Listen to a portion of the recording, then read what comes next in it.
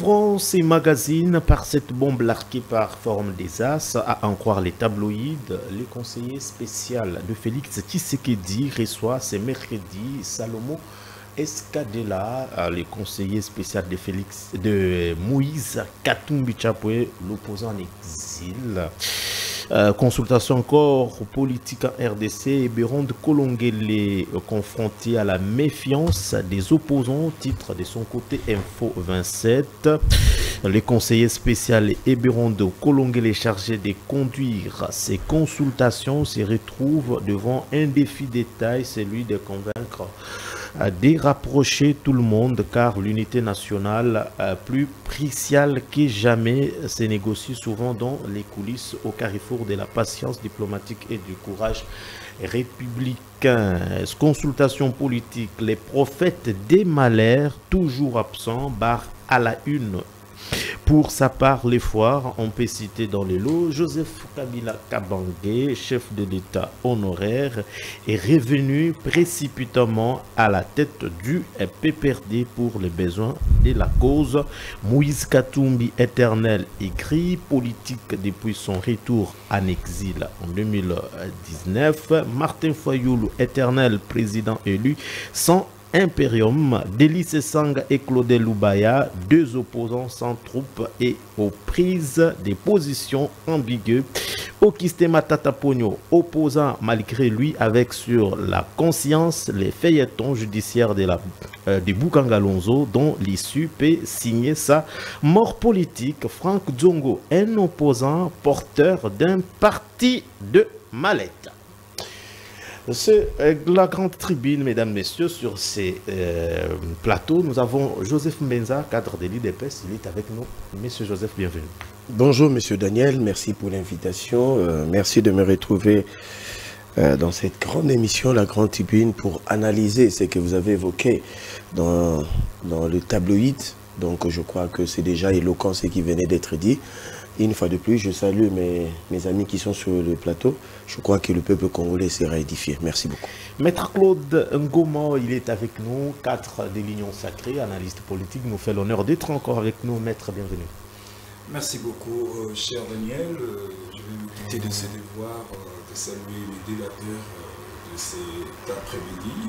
Et je suis là pour un débat républicain et surtout que nous sommes dans une période vraiment cruciale où le pays est en train de chavirer et donc il faut prioriser d'abord l'intérêt général et surtout avant tout la patrie. Et donc je vous dis en tout cas merci pour cette invitation. Joseph Edeba, cadre de LGD, le parti cher à l'honorable Martin, qu'est-ce que j'ai dit, Okiste Matata Pogno. Voilà, monsieur Joseph, bienvenue. Merci cher Daniel de l'invitation. Je suis heureux de revenir ici sur ce plateau Auguste, afin de, n'est-ce pas, échanger sur les thématiques qui seront abordées. Mais je me suis...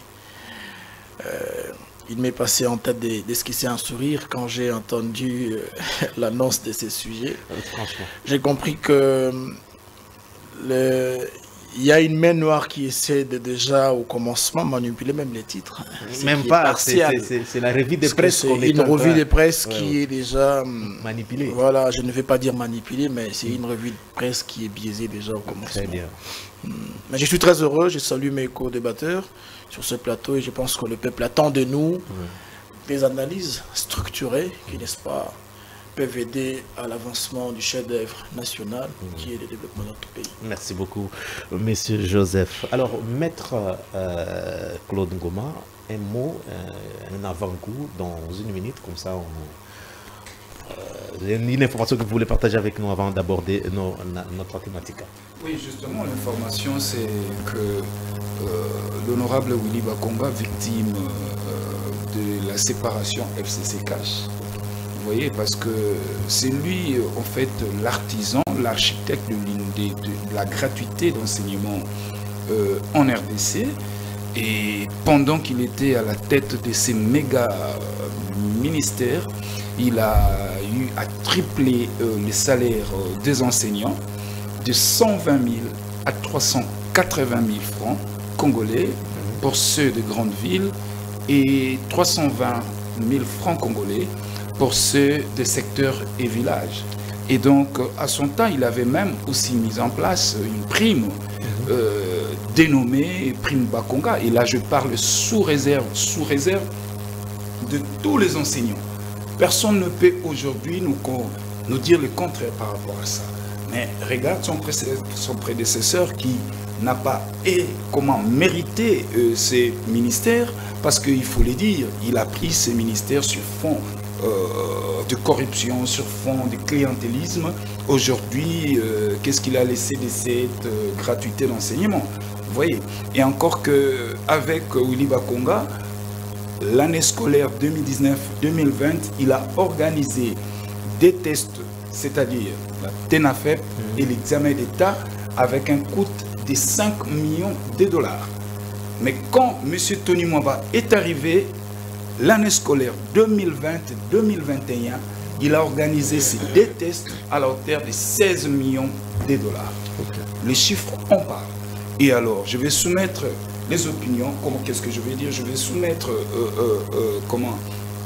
à l'opinion ces choix qui est le bon gestionnaire entre les deux ministres de l'enseignement primaire et secondaire, aujourd'hui l'éducation nationale. Donc je laisse la question pendante. Très bien. C'est aux téléspectateurs de nous. Bien compris. Alors, monsieur Joseph Harvey également, est-ce qu'il y a quelque chose que vous voulez partager avec nous avant d'annoncer notre... Non, je parle de cette nouvelle malheureuse de ces policiers de circulation routière qui nous a quittés, dont je présente mes condoléances.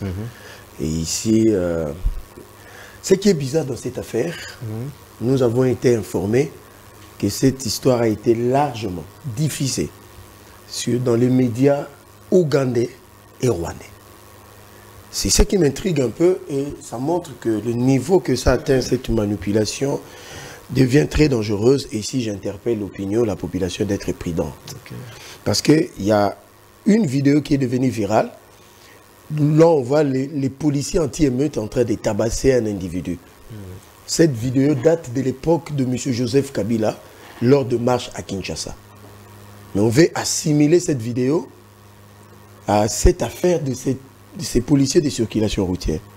C'est là où ça devient un peu très dangereux, quand il y a la manipulation. Mais ce qui m'étonne encore, ce sont des intellectuels que je connais, certains avocats, qui ont relayé l'information, faisant état que, voilà, ces brigadiers que nous regrettons sa mort, a été tabassé par l'escorte de la Première ministre. Étant donné que personne n'a une vidéo de ce qui s'est réellement passé. C'est pour cela, ici, j'interpelle l'opinion de rester calme, parce que tous ceux qui sont impliqués dans cette affaire sont devant la justice. Donc, même son Excellence, Madame la Première ministre, elle est consternée par cette nouvelle. Elle a présenté ses condoléances à la famille éprouvée. C'est pour dire, elle a la peine, c'est une femme qui se bat pour ces mêmes policiers, pour l'amélioration de leurs conditions de vie. Donc, je demande à la population congolaise de rester prudente et d'attendre comme la justice est saisie du dossier, parce que nous souhaitons que ça soit un procès équitable, que la vérité soit établie au grand jour. Merci beaucoup. Merci. Alors, même M. Joseph Harvey également. Moi, je ne pense que je n'ai pas de biscuit. Je m'attelle à débattre sur les thématiques qui sont abordées. Merci. Merci beaucoup. Consultation nationale, boycott de certains leaders de l'opposition par rapport à cette démarche, dialogue de paix de Doha, quelle issue pour la paix. Alors que SEMCO SCC séjourne aux États-Unis. Alors, je voudrais commencer d'abord avec M. Joseph Mbenza de nous faire un peu un tableau jusqu'ici par rapport aux consultations. Qu'est-ce qu'on peut retenir? Est-ce qu'on sent l'engouement ou on est tenté encore en coulisses de solliciter ce qui paraît être au-delà de votre attente? J'ai toujours été le premier à commencer dans cette émission. C'est vous. Bon, je suis content. Okay. Parce que c'est celui qui commence qui donne la matière. Allez-y. Ok, pas de problème. Il faut remarquer une chose. Ce n'est pas M. Eberand qui consulte en son propre nom. C'est le chef de l'État qui a donné mandat. Et c'est lui le président de la République, dont je salue la clairvoyance dont je salue la dextérité, qui, par ses obligations et c'est son agenda surchargé, a confié cette mission à M. Béran Kolongele. De consulter en son nom. Ça, il faut que ça soit clair et dit. Maintenant, M. Béran Kolongele a établi un agenda de travail, un canevas, et il a lancé des invitations à qui voudrait venir. Mais, M. Daniel, nous sommes en démocratie. Je n'ai pas vu où on a contraint les gens de venir.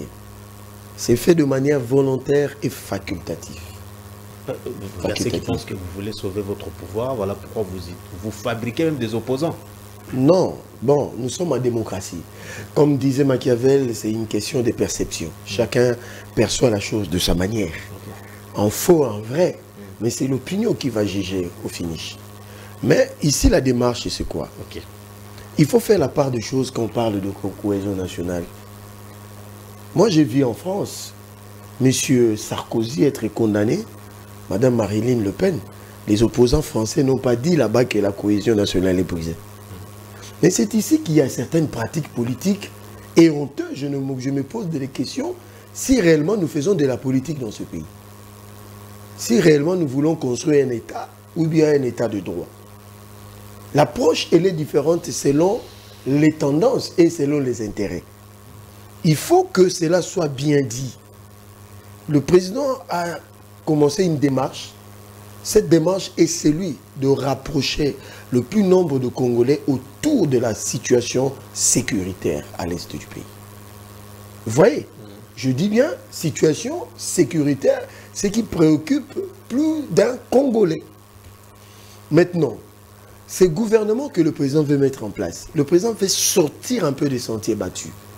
Pour dire que ce n'est plus seulement une affaire de la majorité dite union sacrée, mais c'est tout Congolais de tous bords qui peut, selon son expertise, selon ses compétences, apporter un plus dans ce que nous visons tous comme objectif, c'est la paix totale à l'Est. Ici, je vais donner un exemple patent. C'est Mme Thérèse Kahikwamba Wagner, qui n'est issue d'aucun parti politique, même d'un regroupement politique. Voilà un peu, de manière succincte, ce que poursuit le président de la République. Donc, un Congolais peut être à Malemba Nkulu, un Congolais peut être à Kamituga, chez moi à Tchela, mais s'il présente des aptitudes et des habilités à pouvoir trouver des solutions aux problèmes, aux défis que nous avons, tant mieux. C'est pour cela que le président est en train d'écouter tout le monde via M. Béran. J'ai vu, on a dit l'union sacrée consulte une union sacrée. Aujourd'hui, ce n'est plus le cas parce que le nonce apostolique a été consulté, le représentant de l'ECC a été consulté, l'ensemble des évêques de la CIME, je crois CIME, je ne sais pas ce que ça veut dire ici, de la CIME, ont été consultés, vous sentez, parce que c'était tout à fait normal qu'on commence par la famille politique du chef de l'État qu'on appelle l'union sacrée. Donc, aujourd'hui, ça continue. Et je vous dis, beaucoup viendront. Mais il y a maintenant un problème. Le problème est qu'il y a une autre démarche parallèle que certains prélats, je ne dis pas la Senko, ça c'est de manière un peu abusive que nous disons que tous la Senko est les CC. Parce que cette démarche que M. Cholet, le chapelain, le monseigneur, le cardinal Ambongo et le président de la Senko, M. Fulgence Moteba, on mène comme démarche, n'a pas été l'objet d'une assemblée générale de la Senko.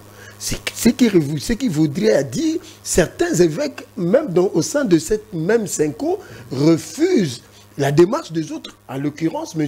Mesede Kisikou, l'évêque de Beni Boutembo. Vous voyez, et d'autres, même pasteurs de l'église catholique qu'on appelle abbé. Donc, ce qui revient à dire, aujourd'hui, le président de la République... Oui, je chute. Aujourd'hui, je vais un peu vite, hein, vous me connaissez un peu. Non, le président, en tant que chef de l'État, sur pied de l'article 69 de la Constitution, il est revêtu de plein pouvoir de ce droit, de cette capacité d'appeler le Congolais et le Congolaise autour de lui pour cette histoire qui concerne la partie orientale de notre pays. Donc c'est tout à fait normal que ça se passe ainsi. Alors ceux qui viennent à la consultation, c'est de la démocratie. Nous aussi, nous refusons la démarche de ces quelques personnalités religieuses. Concédez-les nous aussi. Alors, merci beaucoup. Maître Claude Ngoma, vous également, quelle est votre analyse par rapport à la démarche de Félix Tshisekedi pour la formation du gouvernement d'union nationale? Alors, la démarche tient la route. La démarche, elle est là, elle est louable. Moi, c'est au niveau de l'approche. C'est au niveau de l'approche parce que les consultations, à mon humble avis, le conseil spécial du chef de l'État devait consulter les grands leaders, les grandes figures de la classe politique en général. Mais parmi les grandes figures, il y a aussi certains chefs de corps qui ont été donc consultés. Et cette démarche, moi, ça ne m'a pas plu. Pourquoi? Parce que vous consultez la première ministre. Ça veut dire quoi? Alors que le gouvernement, même son gouvernement même, est remis en cause. Comment vous pouvez encore les consulter? C'est biaiser la démarche.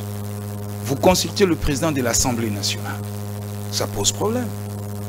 Vous consultez le président du Sénat. Ce sont des chefs de corps. Vous ne pouvez pas les consulter. Je suis de l'Union sacrée. Je suis de l'Union sacrée. Dès lors qu'ils sont chefs de corps, suivant la disposition constitutionnelle, si j'ai une bonne mémoire, en son article 97, tout chef de corps prend congé automatique de sa formation politique. Vous êtes président de l'Assemblée nationale, et bien vous êtes président de l'Assemblée nationale des Congolais. Vous n'êtes plus président d'un fait privé.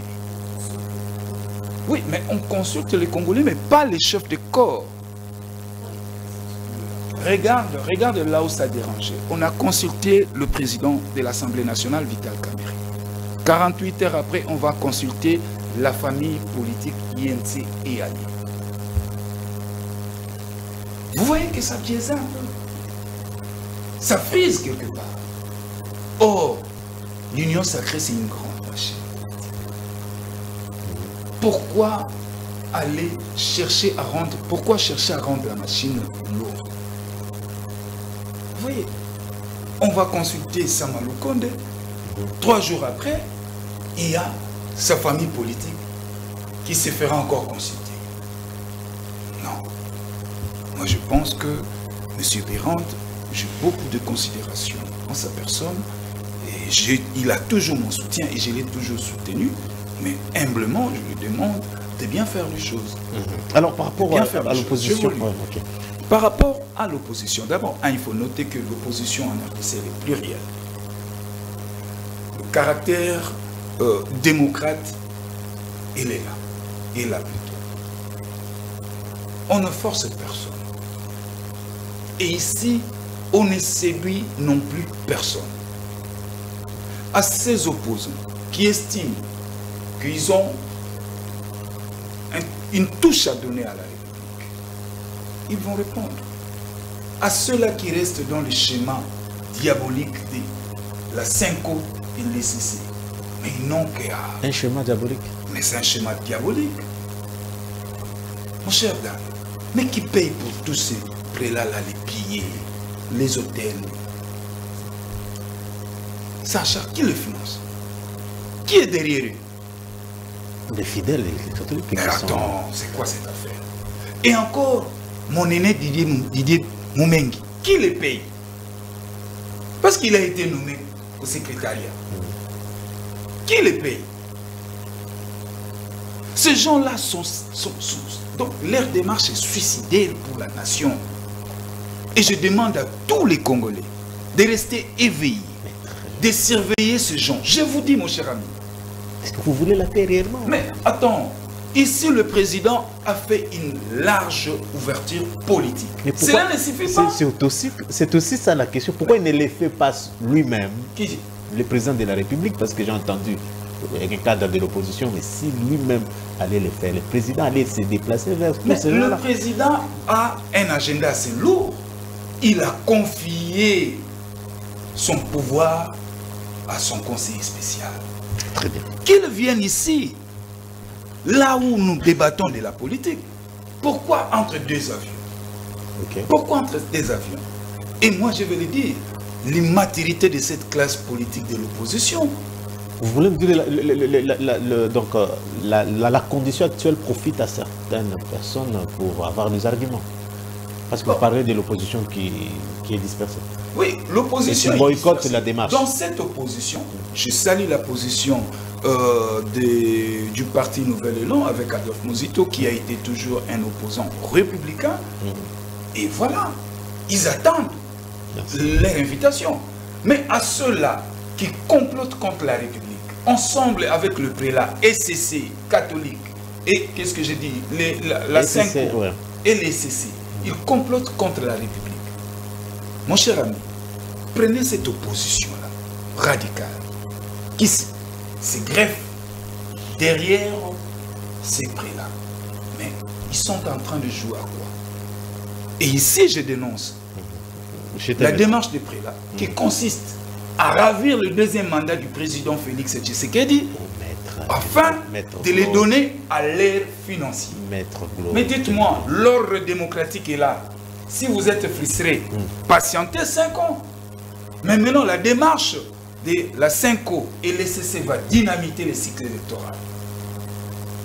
Parce que pour eux, il faut à tout prix se mettre autour d'une table et dialoguer. Et je vous donne aussi l'information que selon eux, le prélat, les assises de Kinshasa se tiendra à Nairobi. Pourquoi ce choix? Merci.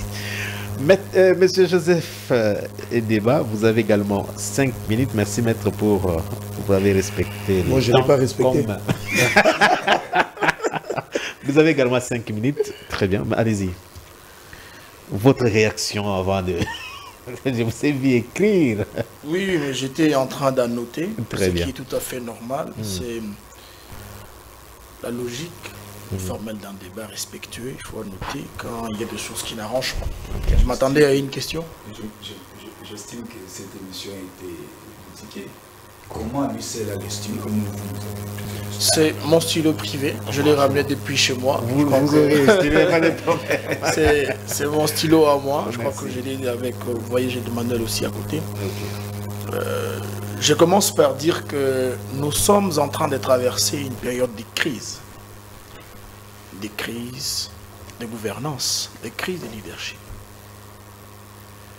Si aujourd'hui le pays est confronté à cette réalité, c'est parce que nous avons des difficultés en termes de gouvernance au niveau de la direction. Je vais dire ici, au niveau de la tête de nos institutions. Vous savez, selon la Convention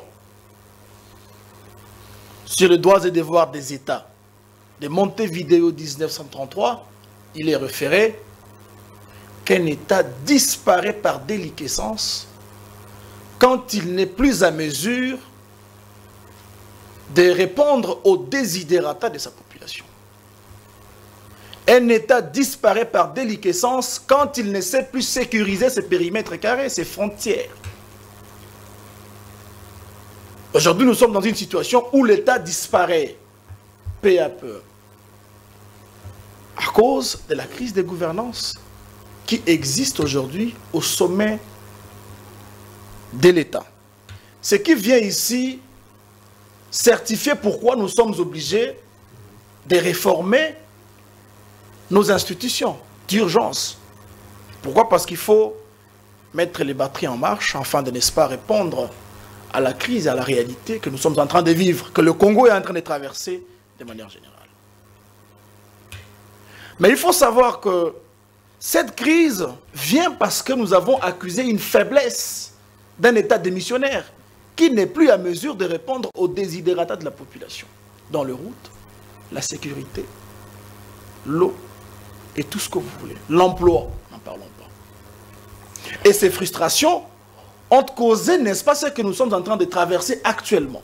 Les institutions n'est-ce pas, n'arrive pas à répondre valablement aux préoccupations de la population. Mais aussi, cela s'ajoute à la réalité électorale de 2023.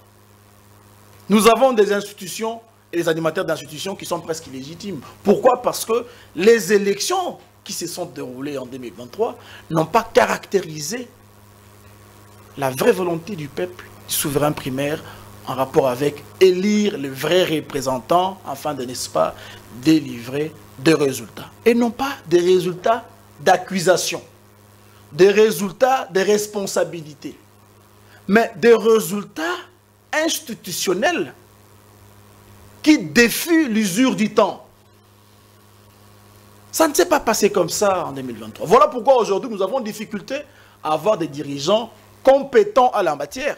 La preuve, c'est qu'aujourd'hui, face à une crise sécuritaire, tous les ministres, tous les chefs de corps sont sur le terrain en train de battre campagne pour mobiliser les jeunes à adhérer à l'armée. Où avez-vous vécu cette expérience dans le monde? Ça veut dire que quelque part, peu importe qu'il y ait la guerre, il y a une vie sociale à garantir.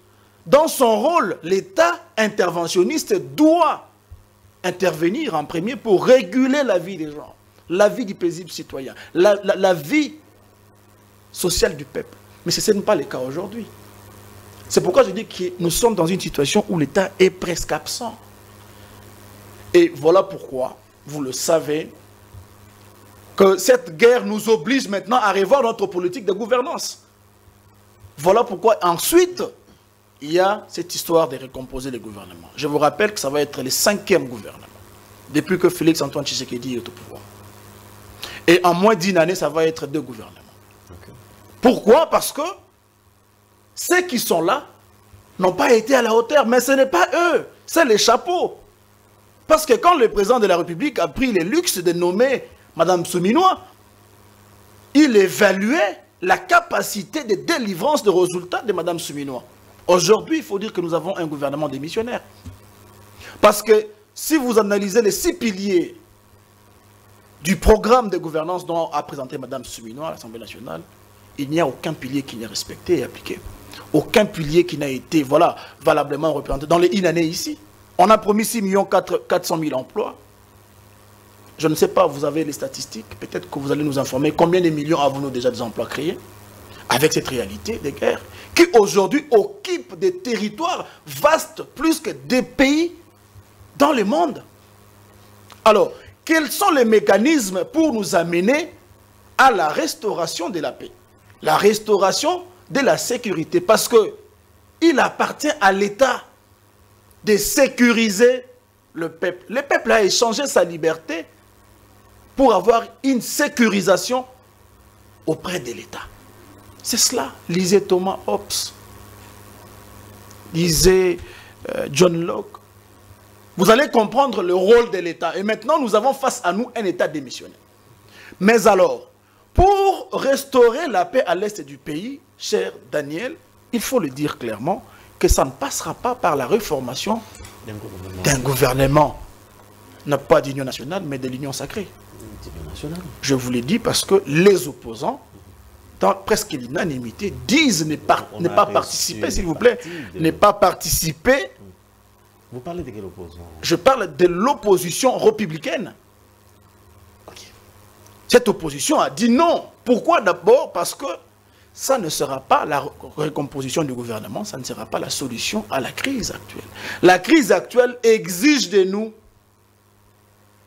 mettre autour de la table et discuter des causes profondes qui minent aujourd'hui l'insécurité à l'est du pays. Attendez. Vous êtes pour la démarche de la SEMCO? Attendez. Qualifiée ici d'une démarche suicidaire. Je voudrais vous parler à bâton rompu pour que vous compreniez. Laissez-moi continuer. Okay. J'étais disant que... Il me reste 1 minute. Alors, j'étais disant qu'il nous faut nous mettre autour de la table et analyser les causes profondes de l'insécurité à l'est du pays, dont la mégestion qui caractérise aujourd'hui nos institutions. Les animateurs de nos institutions qui ne reflètent pas la force, mais aussi la puissance de cet État que nous avions voulu hier. Voilà pourquoi on s'est dit qu'il est important de ne pas passer outre mesure. Mais qu'est-ce que le chef de l'État fait? au moment où il y a urgence de prioriser l'intérêt commun et général, le chef de l'État initie des actions propres à lui-même. Voilà pourquoi il nomme d'ailleurs, attendez, c'est un pouvoir verbal qu'il donne d'ailleurs à M. Ebérand Kolongele. Un pouvoir verbal, une responsabilité verbale à son conseiller, son conseiller spécial en matière de sécurité. Il fallait, attendez, cher Daniel, il donne le pouvoir verbal à son conseiller spécial pour consulter les grandes figures politiques. Mais le président de la République a agi sur base de quelle loi du point de vue de notre Constitution. Vous allez voir que toute nomination d'un informateur en dehors de la procédure ici, bien établie dans l'article 78 de la Constitution, est un acte de haute trahison, comme le dit la Constitution en son article 165. Et voilà pourquoi nous disons que la démarche dont lance le chef de l'État est une démarche biaisée. Une action qui viole intentionnellement la Constitution est une action de la part du chef de l'État et de la Première ministre considérée comme étant une haute trahison. Merci. Alors ce n'est pas moi qui l'ai dit, c'est la Constitution qui l'a dit en son article 165. Voilà pourquoi l'opposition républicaine est intelligente, mais l'opposition aussi qui a l'expérience d'avoir dirigé ce pays. Je parle ici de mon parti politique et mon président Matata Ponyo. L'opposition républicaine. Nous, républicaine, et l'opposition qui a géré ce pays, a délivré des résultats palpables de progrès. Cette opposition dit non à cette démarche parce que nous avons vécu la même situation en 2013. Merci. Mais nous avons, je termine, nous avons trouvé des solutions, mais pas par ces mécanismes que nous sommes en train de faire pour dribbler l'opposition qu'on a appelée l'opposition Anzala. 6 minutes. Monsieur Joseph, vous avez également 6 minutes, allez-y. Bon, je suis étonné. Bon, c'est la somme des litanies des bons français. Mais les contenus... Il nous a relaté les causes. Non, c'est faux, c'est faux, c'est faux. C'est ce qui vous arrive à ce que nous observons. Heureusement, les initiés, les avertis sont là. Desiderata non rencontrés, voilà. L'État disparaît peu à peu, prendre en charge le besoin de la population, n'y arrive pas. C'est faux et archi faux. Heureusement que je n'ai pas porté une cravate rouge aujourd'hui. J'étais très prudent pour ne pas ressembler à Matata Ponyo. En fait, Matata Ponyo, c'est la somme de mensonges sérieusement énumérés dans les médias avec des chiffres faux qui nous a... Bon, je vais vous donner des faits parce que je ne veux pas aller dans Matata Ponyo, que la personne qui opposition intelligente... Mais je dis, M. Matata Ponyo, c'est l'incarnation des antivaleurs dans ce pays. 2,285 millions de dollars de Bukangalozo, dont 80 millions de dollars traçables et 205 millions non traçables. Et le monsieur, chaque fois qu'on l'invite à la justice, il trouve des subterfuges, des raisons pour ne pas y aller. Mais attendez, j'en arrive. Et il se présente comme des chantres de la bonne gouvernance. Je me souviens d'une histoire rocambolesque de M. Joseph Kabila qui se déplace à Kisangani pour inaugurer une locomotive.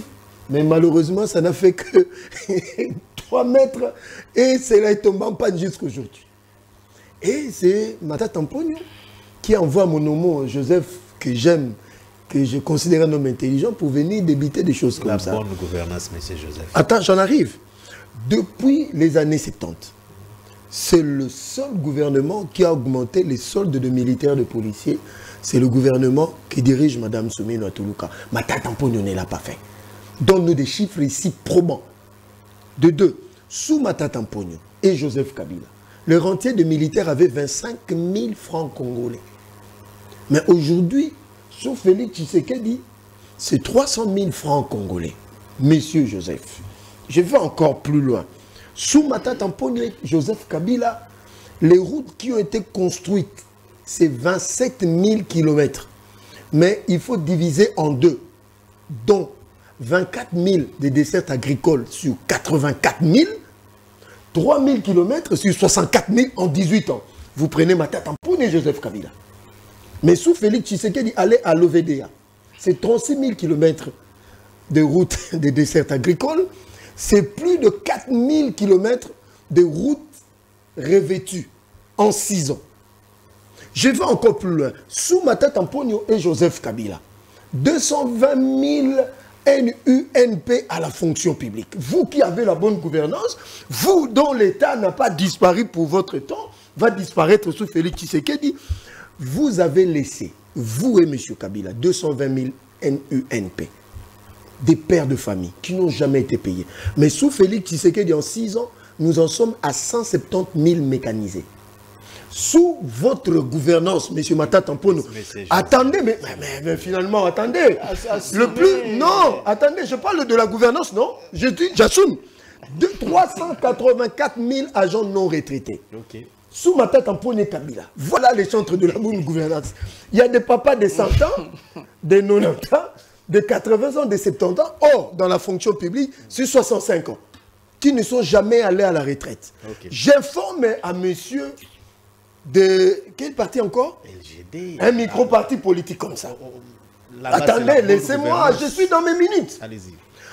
Allez vérifier à la fonction publique. Le dernier retraité sous Matata Mponyo, c'était $2 000. Aujourd'hui, sous Félix Tshisekedi, c'est entre 6 et 8 000 $ américains et déversés à la SENSAP.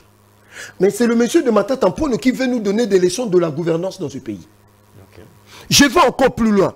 Monsieur de Matata Mponyo, tu peux dire aux Congolais combien d'hôpitaux vous avez construits. Je t'attends tournant dans la prochaine prise de parole. Combien d'hôpitaux construits sous Matata Mponyo, étant donné que Matata Mponyo a soit 1000 écoles. Tu nous as jamais donné de manière physique où se trouveraient ces écoles. Mais je vais dire le nombre d'écoles construites sous Félix Tshisekedi dans l'autre prise de parole. L'État va disparaître. Il cite des principes ici, croyant nous intimider avec des auteurs, avec des penseurs. Mais il faut atteindre les parce que ce n'est pas ça. Mais sous Joseph Kabila, c'est la moitié du pays qui était entre les mains de criminels. Mais l'État n'a pas disparu. Pourquoi aujourd'hui l'État disparaîtrait? Parce que Goma et Bukavu sont occupés par des criminels. Pourquoi vous voulez mentir l'opinion? Monsieur le journaliste, je rejoins mon frère, vous nous avez posé la question, négociation, dialogue. Qui seront là pour conduire ces dialogues? Mais il ne vous a pas répondu, mais je vais répondre. Pour qu'il y ait un facilitateur, disons-le comme ça, une minute. Mais ce monsieur doit avoir de la crédibilité à l'égard des parties prenantes. Okay. Mais dites-moi au Congo aujourd'hui, qui a cette crédibilité au milieu de religieux qui sont tendancieux, d'autres sont proches du pouvoir et l'autre proche de l'opposition. Monsieur le président de la Senko, mais il a fait allégeance à l'opposition que vous êtes, ouvertement pendant la campagne. Monsieur le cardinal Ambongo, mais c'est le pasteur direct de M. Kabila et de Mme Olive Lembe. Monsieur le chapelain, mais vous avez peur? Monsieur le chapelain, mais c'est celui qui a menacé la République et le président de la République dans toutes ses sorties médiatiques. C'est pourquoi vous ne voulez pas ça l'air Non, je parle des individus qui, pour eux... C'est ceux qui ont commencé avant Eberand, la question est écoutez, entre une démarche d'un président de la République et une démarche des privés, qui n'ont aucune qualité officielle. C'est la société civile. Mais la société civile n'est pas une institution. Ce sont des asbels. Attendez un peu. Mais je ne comprends pas. Est-ce qu'il n'y a pas assez des hommes, pas des intellectuels, hein, parce que nous tous nous sommes, mais des hommes intelligents, qui peuvent voir au-delà de ce qui est fait? Ce sont des asbels. Comment des asbels? M. Cholet et les autres sont devenus plus que des institutions dans ce pays. Mais vous m'avez arrêté. Non, quand j'y reviendrai, je vais entrer encore en profondeur quand il prendra la parole. Sans problème, c'est promis. Je garde encore de la nourriture chaude. Votre réaction. Vous avez suivi les tableaux qui a été peint ici, les conditions qui nous poussent aujourd'hui que Félix puisse consulter la classe politique. Oui, vrai ou faux? Bon, d'abord, je note que mon estimé frère Joseph n'a nullement répondu à ta préoccupation. Donc le débat ici, la thématique, il est allé ailleurs. De nous vanter la bonne gouvernance. Alors que Matata... La mauvaise gouvernance du pouvoir actuel qui nous amène dans ces conditions. S'il faut comparer les deux gouvernements de Mme Judith Suminwa et de Matata Mponyo, Et c'est le jour et la nuit. C'est le jour et la nuit. Matata, Premier ministre. Mozito a préparé le terrain. Il a posé les jalons comme Premier ministre. Matata vient. Il met tout ce que Mozito avait travaillé, avait laissé comme jalon de côté. Mozito a laissé à Matata un budget de 3,5 milliards de dollars. Non, j'arrive. Il faut regarder parce que notre frère a vanté ici la bonne gouvernance. Maintenant, nous démontrons. C'est la conséquence de tout ce que nous avons aujourd'hui. Laissez-moi vous démontrer cette mauvaise gouvernance qui caractérise Matata Pogno. Vous avez 5 ou 6 minutes. Laisse-moi faire l'économie de nous. Allez-y. Matata, 5 ans à la tête du gouvernement. Pendant les 5 ans, il n'a ajouté que 1 milliard de dollars dans le budget national. Pepe Inunkamba, Premier ministre 2019, il trouve un budget de 4,5 milliards de dollars. Alors que Mozito, à son temps, en 2012, l'a laissé à 3,5 milliards. Qui est mieux travaillé? Mozito a trouvé un budget de 800 millions de dollars. Pendant 2 ans et demi, il l'a ramené à 3,5 milliards. Matata entre 3,5 milliards, 5 ans après, il sort, il ajoute 1 milliard de dollars. Aujourd'hui, Maman Judith Sumiwa, un budget de 20 milliards de dollars. Qu'est-ce que vous allez nous dire? Matata, qui était Premier ministre, il va l'acheter 2 avions d'occasion. Des avions d'occasion à la hauteur de 45 millions de dollars. C'est la bonne gouvernance? C'est la bonne gouvernance? Mon cher, vous avez le smartphone. Vous pouvez vérifier un avion en leasing. Vous pouvez vérifier. Vous en avez acheté combien? J'arrive. Alors, ici, il ne s'agit pas de faire du fixisme, monsieur Madame. Alors, à quoi Je faire demande la démarche? humblement à mon estimé frère, dans de plateau, évitez-nous ces noms. Ok, très bien. Évitez-nous ces noms. Parce que ce n'est pas un modèle pour nous. Matata n'est pas un modèle de bonne gouvernance, quand bien même il le chante nuit et jour. Matata a beaucoup de dossiers dans le placard. Lui qui nous dit ici que le pays a tendance à disparaître. Mais ce pays avait déjà disparu depuis Matata. Tu sais qu'il vient le ressusciter. Qu'est-ce que vous voulez? Mon cher ami, parlons de cette démarche. Voilà. À quoi peut aboutir la démarche de Bérande? Mais la démarche de Bérande, c'est de nous mettre en place un gouvernement Qui va résoudre la question sécuritaire. Ce gouvernement aura une mission, celle de travailler pour la paix, d'œuvrer pour que nous ayons la paix. Et raison pour laquelle il est en train de consulter les forces vives de la nation. L'opposition qui est en perte de vitesse, ils savent qu'est-ce qu'ils sont en train de préparer avec le prélat. L'opposition, pourquoi l'opposition ne Je dirige vais pas? vous dire, dis-moi, qui est contre Moïse Katumbi à l'exil? Personne. De lui-même, délibérément. Avec le dossier... Mais qui l'a chassé de ces pays? La réhabilitation, vous l'avez traité de tout le monde. Oh. Mais même si on vous a traité de tout le nom, de tout le monde, mais restez ici, si vous ne vous reprochez de rien. Oh. Avec la justice. Qui est chassé Kabila de ces pays? Dites-moi, répondez-moi. Répondez-moi, vous qui parlez de climat politique malsain ici au Congo. Qu'est-ce qui a fait que Kabila quitte le pays? Personne n'a chassé Kabila. Personne n'a chassé. Tu sais qu'elle dit n'a chassé personne. Franck Yombo est sorti en bonne et due forme pour des raisons de santé. Il arrive là-bas, il tourne. Dites-moi. Mon cher ami, cette opposition, elle est maudite. Ah, l'opposition. Je vais vous dire. Je vous dis, c'est une opposition maudite. Le Congo est agressé. En réalité, quand nous parlons de l'agression, toutes les forces doivent s'unir. Est-ce qu'en Ukraine, il y a des élections? Depuis qu'ils ont été agressés. Toutes les forces politiques ukrainiennes se sont réunies autour de Zelensky. Faisons d'abord face à l'occupation. Les élections, on verra après. Même si c'est lui le problème. Qui est le problème? Mais dites-moi ici. Voilà la maladie de cette opposition qui croit que cette agression, c'est l'agression de Félix. C'est pourquoi ils l'ont toujours dit et approuvé que le problème c'est Félix. Mais non, le problème c'est pas Félix. Parce que Félix 2028 il va quitter. Il va quitter le pouvoir. Cette agression, ce n'est pas l'agression de Tshisekedi. Cette guerre d'occupation, ce n'est pas la guerre d'occupation de Tshisekedi. Je vais chuter. Je vais chuter. Mon cher ami, il faut voir l'intérêt supérieur de la nation. Malheureusement, en face de nous, nous avons une opposition en perte de vitesse. Une opposition qui ne roule que pour le pouvoir.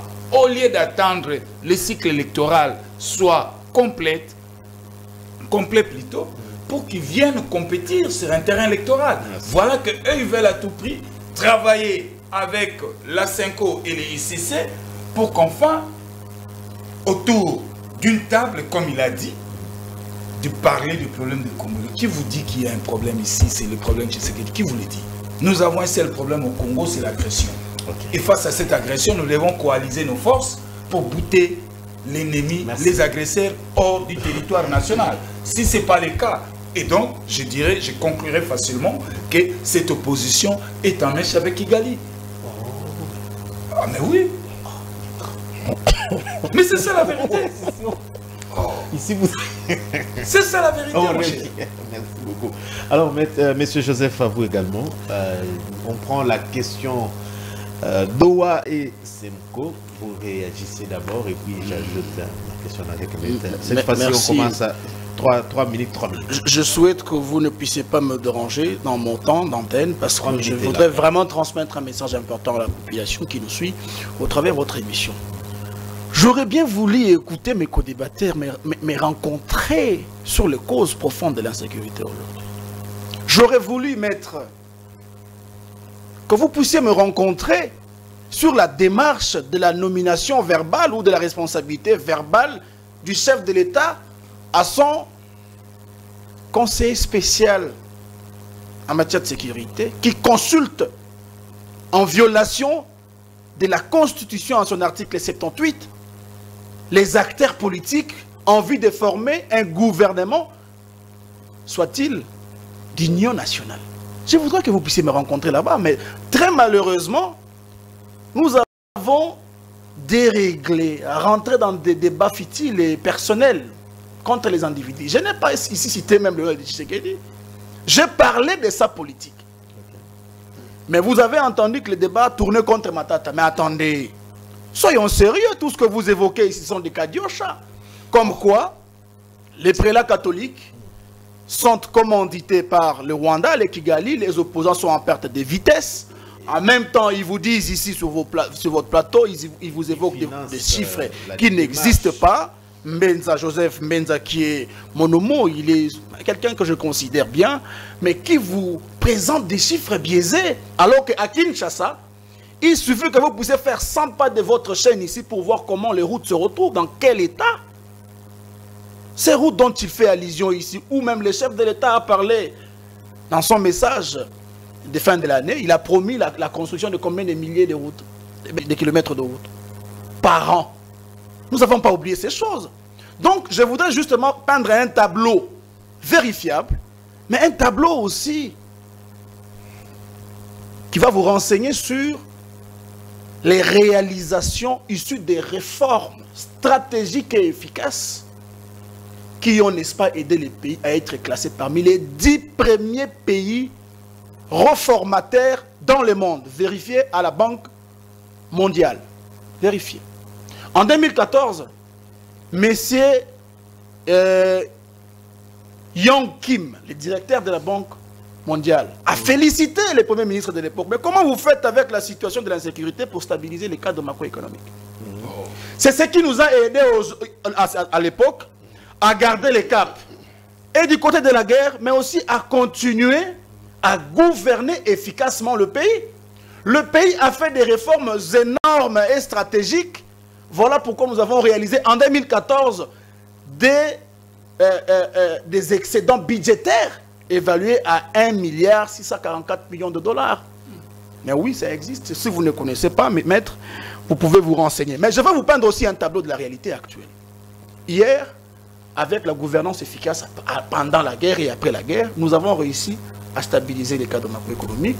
Nous avons réussi à bancariser les payes de tous les fonctionnaires qui régulièrement étaient alimentés à partir du 15 et les fonctionnaires qui nous suivent savent que chaque les 15, ils avaient leur salaire déjà en compte. Cependant, aujourd'hui, nous sommes à 82% du taux de chômage sous la gouvernance de Félix Antoine Tshisekedi. 82%. Vous pouvez vérifier. Je vous donne, s'il vous plaît, laissez-moi avancer. Je ne vous ai pas dérangé, maître. Allez-y, chutez. Nous avons la croissance économique évaluée à 5,2% seulement.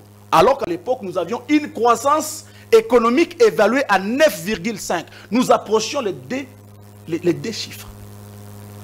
À l'époque des Matata.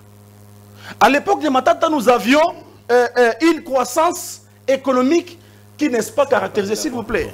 Non, mais je suis en train de revenir pour justement vous dire que ce qu'ils ont dit, ça n'a rien à voir avec les causes aujourd'hui qui minent l'insécurité, dont la mauvaise gouvernance des dirigeants politiques. On a compris. Alors, je vais justement dire que mes co-débatteurs devaient me rencontrer sur ce chemin. Je vous ai dit que la cause de l'insécurité que nous avons aujourd'hui, c'est aussi, entre autres, la mauvaise gouvernance des dirigeants politiques et l'absence du leadership, mais sans que nous ayons une approche de l'unité nationale qu'eux ont détruit.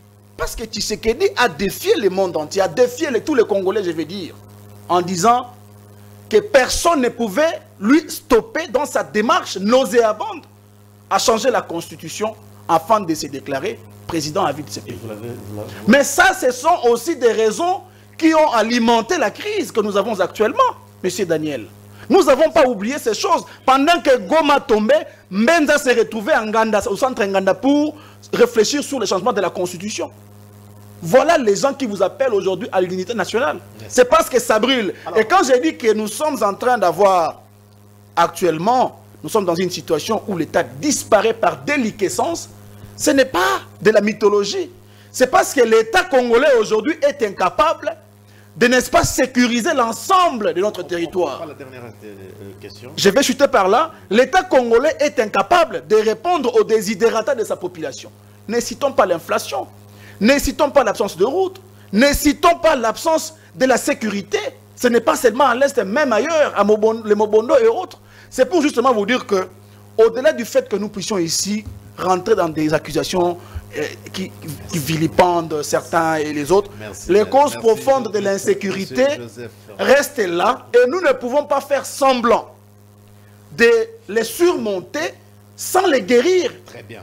Tout ce que Tshisekedi voit, c'est son mandat à protéger. Après consultation, voilà.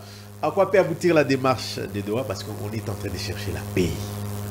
À l'interne, vous avez qualifié cette démarche d'être d'échec. Alors, monsieur Joseph... C'était pas ma deuxième question? Non, parce que je n'ai même pas parlé, vous m'avez coupé la parole. 3 minutes. Les 3 minutes. Vous avez fait d'ailleurs 5. Non. C'était par rapport votre réaction par rapport à ce que... on prend maintenant la deuxième. On recommence maintenant avec la... Non, vous me bloquez toujours. Je connais votre stratégie, Daniel. Allez-y, allez-y quand même. Joseph, alors on prend une autre question, c'est la démarche de Doha. On a l'impression que Doha peut rester là où tout le monde a échoué. Bon, merci. Bon. Non, on avance. Très bien. Je regarde mon frère en face. Ce n'est qu'une question de temps, il va rejoindre la rébellion. Tel que vous le voyez ici. Ce n'est qu'une question de temps. Il a fait une affirmation peut-être sans se rendre compte que l'option de changer ou bien de modifier la révision constitutionnelle, c'est ce qui a exacerbé ce qui est arrivé. Donc, il faut que les Congolais et les Congolaises que parmi les causes, il y a Bitumba, les alliés constitution, c'est le Bango. Mais constitution, ce sont des pratiques politiques doctrinales dans tous les pays. Ça ne pose pas une rébellion. Ce qu'on y a évoqué, na plateau, parmi les raisons, il y a Makambizo, le Kanabitumba, au Bango va soutenir, c'est l'idée du changement de la constitution qui n'est même pas effective. Il a commencé à vous parler. Est-ce qu'il a répété, mes dires? Non, non, mais je voudrais que quand vous parliez, ce sont mes propos, je peux vous arranger. Vous avez dit quoi? Écoutez, vous je lui ai parlé des causes qui minent la question de l'insécurité, dont entre autres la mauvaise gouvernance, mais aussi les défis de changer la constitution pour se démarrer. Attendez, mais laissez-moi soyez calme, vous avez demandé l'explication, je vous parle. Mais aussi cette volonté à défier toute une nation pour imposer sa vision à soi-même en violant la constitution, la loi mère, qui a d'ailleurs établi Tshisekedi président. D'ailleurs, c'est du bon français, mais le contenu est nul. Oh là. Ici, je parle en tant que politologue. Les frustrations sont légitimes selon les sociologues. Mais cela n'amène pas à toucher les armes pour tuer les gens. Vous affirmez ici. Je ne vous ai pas dit. Messieurs, mais finalement, j'ai envoyé les gens toucher les armes. Vous êtes dans l'instrumentalisation. Oui, mais les causes de l'insécurité. Oui. Tout Congolais pris de bon sens a compris les dires de mon frère. Et ce n'est qu'une question de temps. Ils vont rejoindre la rébellion. Oh, comment ça? Je vais encore plus loin. Monsieur Joseph Kabila, devant Matata Mponyo au Congrès, a dit à votre leader, est-ce que le peuple a colia macroéconomique? Vous avez oublié ça? Vous, monsieur Kabila, Sami Badibanga, Bruno Tshibala et les autres, vous avez laissé une réserve d'échange équivalent à 870 millions de dollars seulement. Alors, vous nous pompez des chiffres. Matata Mponyo a été reconnu comme quelqu'un qui falsifiait les statistiques vraies. Non, je lui explique leur vie. Monsieur Matata Mponyo est allé acheter 4 avions d'occasion à Papouasie-Nouvelle-Guinée, où il est allé à la SONAS. Il est allé à la CNCS aujourd'hui faire ce qu'on appelle la levée des fonds, le capital équivalent à 100 millions de dollars. Pour aller nous acheter des occasions. Finalement. Mais, messieurs le journaliste, ça dépasse l'opposition. Et ils sont contre parce que, eux, dans leur schéma, ils avaient besoin d'un format de dialogue pour qu'ils entrent dans les affaires de l'État. Chacun d'eux. C'est quoi la différence avec la méthode de Béron? J'en arrive. Chacun de ces groupes joue pour sa survie. M. Joseph Kabila et M. Moïse Katumbi et ce qu'on appelle Open Society Foundation de Soros et de Mo Ibrahim, ils ont récolté plus de 2 milliards de dollars pour déstabiliser la RDC. Et les opposants sont au courant de ça. Parce que Matata Mponyo sait, avec tout ce qu'il y a comme procès qu'il attend demain, le seul moyen de se blanchir, c'est aller derrière les cholets et soutenir cette démarche. Nanga, il sait que le seul moyen de s'en sortir, c'est par ces fameux dialogues. Joseph Kabila, c'est le seul moyen de s'en sortir, c'est derrière les cholets. Moïse Katumbi, de même. Bon, je pose des questions. Doha maintenant. Nous sommes à un niveau, ce qu'on appelle les organisations internationales. Nous avons l'aspect bilatéral et multilatéral. Ici, nous sommes dans la poursuite de la résolution V773. Aujourd'hui, l'État congolais, c'est pour dire que la fameuse démarche de la Senko, disons-le comme ça, pour donner un sens, ne vaut plus rien. Parce que eux, ils se sont greffés derrière cette crise de l'insécurité pour se donner un discours politique. C'est ça seulement le sens. Maintenant, Doha est en train de vider le contenu de tous ces gens ici. Ça, je vous dis, vider le contenu. Il y aura plus de contenu d'ici là. Parce que l'insécurité n'est pas le fait de Félix Tshisekedi. Merci. Merci beaucoup. Mettre à vous également la question des Doha. Avançons, il nous reste quelques minutes. Oui, il y a combien de minutes comme ça je vais faire? Vous avez également 3 minutes. 3 minutes. Monsieur Joseph. Ok, d'abord, je rencontre mon frère Joseph, parce que tout à l'heure, il a étayé des chiffres sur ce plateau, alors que ces chiffres ne reflètent pas la réalité. Okay. Ça, c'est de 1. De 2, il a dit tout à l'heure qu'avec Matata, il y a eu une croissance de PIB à la hauteur de 9. Il ne restait suppé d'atteindre 2 chiffres. Ça, c'est faux. Parce que Matata nous a laissé une croissance de 7,7. Et aujourd'hui, nous avons une croissance, la croissance du PIB aujourd'hui est ralentie suite à l'agression.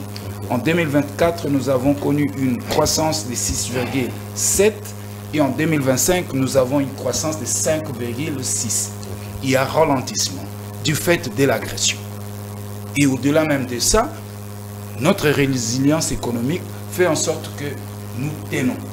La vie est stable, quand bien même que nous sommes agressés. Donc, coup de chapeau à Madame Judith Soumine. Il a tout à l'heure parlé de l'article 78 de la Constitution, qui nous parle de l'informateur. Oui, mais vous avez mal compris. Vous lisez à travers cet article. Parce que ici, il s'agit quoi? Nous sommes agressés. Et comme nous sommes agressés, il faut coaliser les forces. Et comment coaliser ces forces? Il faut mettre en place un informateur.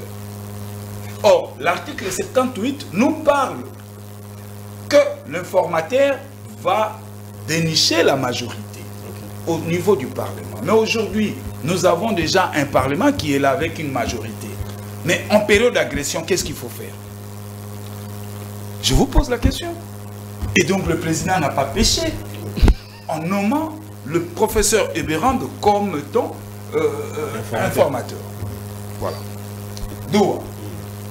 Pourquoi les choix des deux? Tout à l'heure, j'ai aimé l'analyse faite par Joseph Mbenza, que Doha va vider oui, l'agenda de tous ces prélats qui nous bouchent les oreilles le long de la journée. Et pourquoi Doha? Doha, en fait, aujourd'hui, c'est la plaque tournante économique. Et Doha voit la RDC comme un partenaire privilégié. Doha, c'est parmi les meilleurs acheteurs de l'or. Parce que, il faut comprendre, dans tous les métaux, l'or ne perd jamais de valeur. Cobalt peut perdre de valeur, mais l'or maintient toujours de valeur. Et le grand acheteur, c'est Doha. Pourquoi leur implication? Ils estiment, s'ils laissent pourrir cette situation, même eux, ils seront perdants du point de vue économique. Et le Rwanda qui est demandeur de cette démarche, Kagame, s'est dit, ah, aujourd'hui, il y a cette pluie de mesures. Il y a cette pluie de sanctions qui ne cessent de battre sur moi. Et donc, je risquerais d'être asphyxié. Raison pour laquelle même il a demandé à ses compatriotes rwandais de fermer bien les ceintures, de serrer bien les ceintures, parce que dans les jours à venir, ils peuvent être frappés par une crise. Et alors, Kagame a recouru vite à Doha. Merci. Et donc, moi, je donne plus de crédit. Et je soutiens cette initiative de Doha en lieu et place de soutenir la démarche de Nairobi, Luanda et les prélats qui est diabolique et donc qui complote contre la République. On finit avec vous 3 minutes pour la question de la situation sécuritaire à la recherche de la paix. Merci encore une fois pour la parole, cher Daniel. Joseph Mbenza a légué des faussetés. Je ne vais pas rentrer en profondeur parce que je vais perdre mon temps. Je n'ai que 3 minutes, comme vous avez accordé. Monsieur Joseph Mbenza est rentré dans la profondeur de la bêtise. Il a dit n'importe quoi. Déjà, la RDC n'a jamais... S'il vous plaît. Bon, excusez, si ça vous a lésé, je le retire sportivement.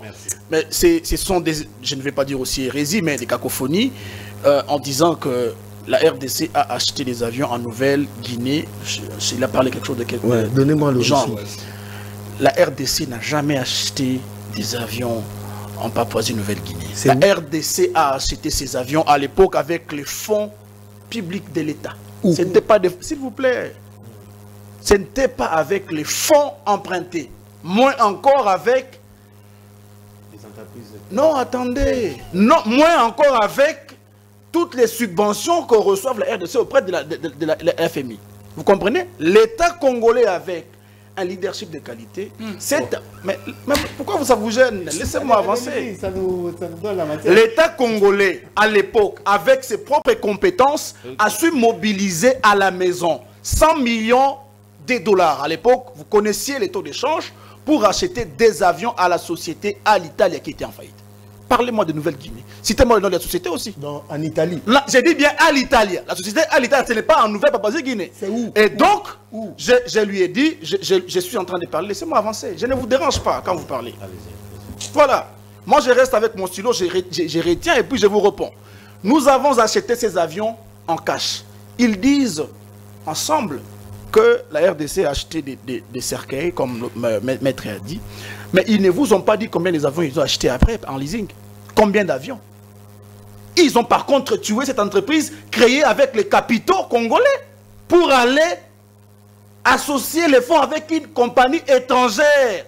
Aujourd'hui, Air Congo est presque en majorité les fonds composés des fonds des Éthiopiens. Vous ne savez pas ça? Vous êtes monté déjà dedans? Tout ce qu'il y a là-bas, c'est un avion qui parle, où les hôtesses parlent anglais. Vous qui allez à Mandaka, chez moi, pour parler lingala, un hôtesse qui vous parle en anglais, comment vous comprenez ces sens? Donc, on arrive même à ne pas répondre en termes de souveraineté parce qu'un avion national, une compagnie nationale, allais-je dire, aujourd'hui, on est incapable de l'entretenir. Alors, justement pour vous dire que tout ce qui s'est dit ici est vérifiable auprès de la population. Les gens savent qu'à l'époque de la gouvernance de M. Matata et l'époque de gouvernance de M. Tshisekedi, la période la plus fructueuse pour eux, c'était la période de Matata. Et donc, je vais justement aller là-bas pour vous dire que nous avions vécu cette histoire d'insécurité à l'est du pays. Et ce n'était pas pour nous l'occasion de, n'est-ce pas, réformer le gouvernement. S'il vous plaît. Nous avions Goma à l'époque occupé pendant 11 jours. Mais ça ne nous a pas poussé à réformer le gouvernement. Mais par contre, une gouvernance de qualité a permis à ce que... Merci beaucoup. Alors, je ne parle même pas, cher Daniel. Même pas répondu à ma question. Je ne parle pas. Voilà, Quelle question? Quelle question? Voilà, la dernière question, c'est le Doha. Qu'est-ce qu'on retient? Non, mais je m'en vais pour chuter là-bas. Vous avez laissé les choses... Oh là là, oh là là. J'ai l'impression que l'émission ne nous permet pas de bien avancer. Il vaut me mettre des personnes. Il vaut me mettre des personnes parce que là, on a difficulté à n'est-ce pas, étayer des choses qui se disent ici avec autant de liberté. Alors, et donc, j'étais disant que cette gouvernance a permis à ce que nous puissions défenestrer les M23. Okay. Ensuite, Doha. Je vous dis, moi, je crois en la capacité des Congolais de, n'est-ce pas, se mettre autour de la table ensemble et de discuter de ces causes profondes d'insécurité afin de tirer les conséquences, mais aussi les conséquences de la mauvaise gouvernance de nos dirigeants aujourd'hui, dont les institutions représentent une faiblesse. Quand je dis à mes co-débatteurs que l'État est cet État démissionnaire qui disparaît par déliquescence, c'est parce qu'aujourd'hui, Kinshasa ne sait pas contrôler l'ensemble du territoire national. Merci. Et voilà pourquoi il nous faut, comme l'a suggéré l'ancien président Joseph Kabila, parce qu'il n'y a que lui pour l'instant. On n'a pas un autre ancien président de la République. S'il vous plaît, on n'a pas un autre ancien président de la République qui a dirigé ce pays en vie. Et donc, il a l'expérience, l'expertise d'avoir dirigé ce pays et il peut, d'une manière ou d'une autre, suggérer à des solutions vécues à l'époque. Nous avions vécu cette situation d'insécurité et si nous le vivons aujourd'hui, c'est à cause de la mégestion de Félix Antoine Tshisekedi et ces gens se permettent de venir quand même mentir. Merci beaucoup, monsieur Joseph Fédéba. Et une précision, le 9,5%, vérifiez bien, 2014, on a atteint la croissance économique de 9,5%. Allez-y, vous avez votre téléphone. Dans une minute, on retient quoi? Dans une minute, à l'obby. On retient quoi? À l'obby que Joseph Kabila recourir pour la solution. Je n'ai pas recourir à qui a proposé qui. Ça veut dire la solution, il y a ça qui à l'époque pour la commater. Bon, j'appelle M. Lesegono Basanjo à répondre. Si c'était une bonne chose, approche il y a 2013 pour na makambo ceux qui n'ont beaucoup.